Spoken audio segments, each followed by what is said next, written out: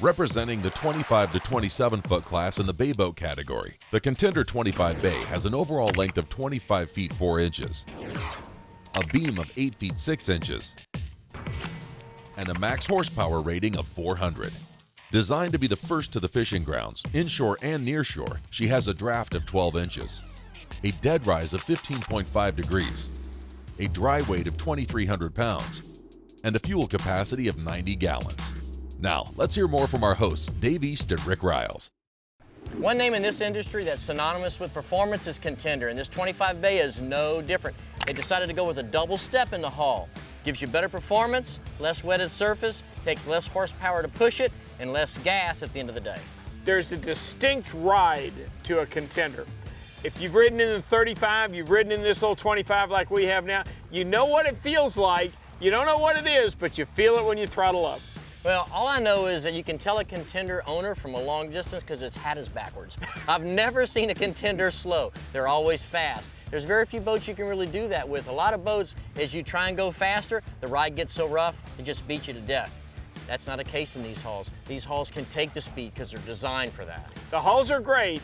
Let's break down what they did inside.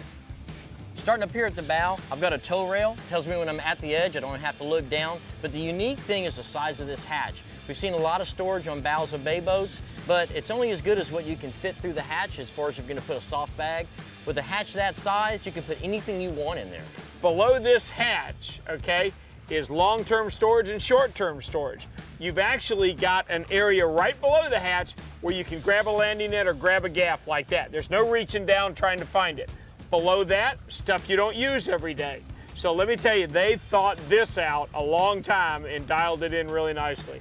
Stepping down into the cockpit, you've got U-shaped bow seating up here. And what's unique about it is the fact that it's got the step that you and I both like. It's a great place for the family to sit because they've carried their combing bolster all the way around, which is going to give you good support here on your back, but you haven't sacrificed anything. You've got your rod boxes here, it's additional storage, but it hasn't taken up too much of the cockpit. Just as Contender decided to use a big hatch up on their bow so you can get things into it, they did the same thing on their console. This is something we haven't seen before. It's a big console, but they gave you a lot of access into it. This is a double door. You can move this cooler out of the way. It opens up. You can get in and out of there. You could put a hit in there if you wanted, but mainly if you want to store a lot of stuff in there, they've given you the means to do it. Not only did they do that, but they gave you the ability to reach it. So often there's small access into the console and you've got to get down into it to reach something. They gave you the ability with these two doors to reach anything in there you need. The first thing that caught my eye on this console has some form, it has some shape. It fits the boat. This is a racy looking boat anyway. On the trailer, it looks like it's doing 50 miles an hour.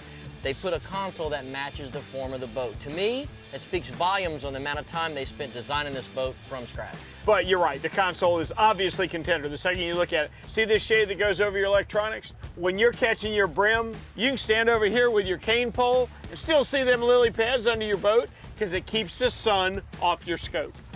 Well, I'm not a fish snob, so I don't care what I catch. As long as it's something pull on the line, it could be a brim, it could be a mahi, I don't care. I have equal amount of fun no matter what. Tell me about this second station. I know you're used to your big fly bridge and up there in your command center. This is as close as you're gonna get to it in a bay boat. Knock it off. That is everything to me, okay? What are you gonna use this boat for inshore? You're gonna be sight fishing if you're in shallow. Bingo, hello. You can't imagine until you've done it how much visibility you gain by standing up here with that second station over being on the deck.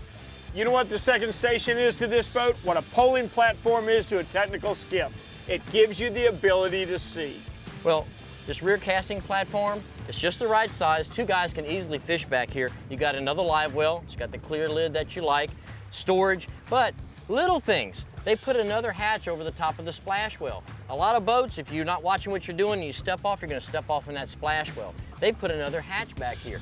Doesn't sound like a big deal until you spend a day up here and you don't step off in that splash well. It is a big deal. And the twin jump seats are a big deal. Say you take your kids out, you need them to sit somewhere where they're safe. You don't have to worry about them running around the boat.